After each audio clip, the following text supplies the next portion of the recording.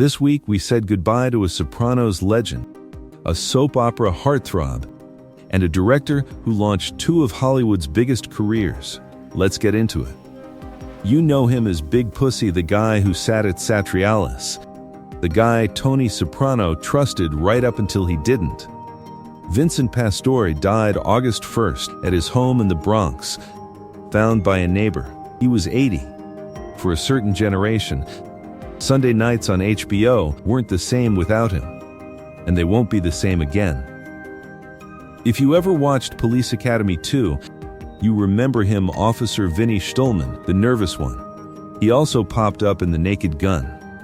But Peter Van Norden worked constantly, guesting on Cheers, Saint Elsewhere, Family Ties, Murder, She Wrote, and Matlock. He was 75 when he passed on July 9th, closing out a career built one small, memorable role at a time. For soap opera fans, this one hurts. Scott Bryce played Craig Montgomery on As the World Turns, the charming troublemaker who broke hearts on screen for years, including a famous love triangle with a young Meg Ryan. He'd been fighting stomach and esophageal cancer since last year. He died July 12th at Yale New Haven Hospital. He was 68. Speaking of 80s television, Canadian actor Scott Hylands led the crime drama Night Heat, a gritty late-night favorite. He kept working for decades after, showing up on The X-Files, Nipped Blue, and Fargo. Hylands had been battling leukemia since 2021. He died July 29th at 83. Here's a name you might not know, but his work you absolutely do. Chuck Russell directed Nightmare on Elm Street 3, Dream Warriors, the one that launched Patricia Arquette's career. 7 years later, he did it again with The Mask, turning Cameron Diaz into a star. Russell died July 22nd. He was 74.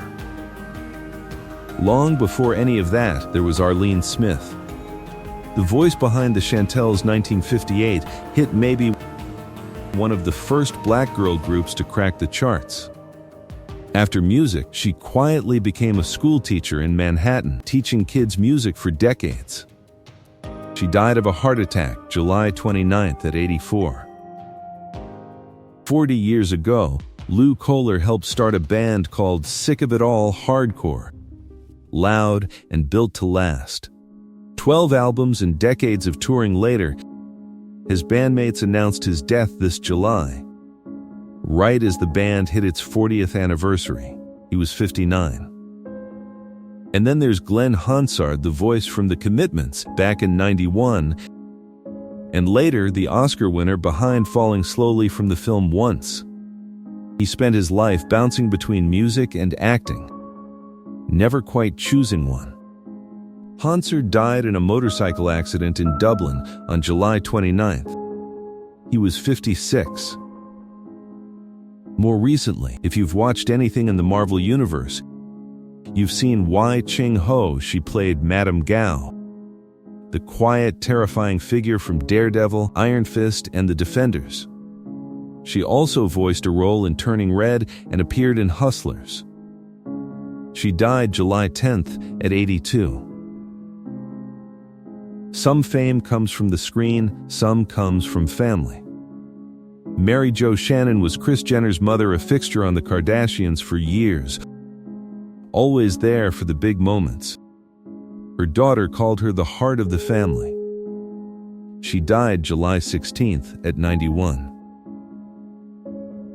Josh Grizzetti spent his career on Broadway stages, earning award nominations most people never heard about outside the theater world, though you may have caught him in the final season of The Marvelous Mrs. Maisel.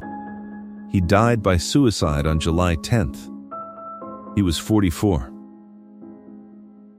On the field, South Africa lost one of its rising stars. Jaden Adams represented his country at this year's World Cup, working his way up from academy prospect to full international. He died July 11th at just 25. And finally, Theo Burrell, a familiar face on Antiques Roadshow, married her partner this past March after a battle with brain cancer. Months later, on July 8th, she passed away. She was 39.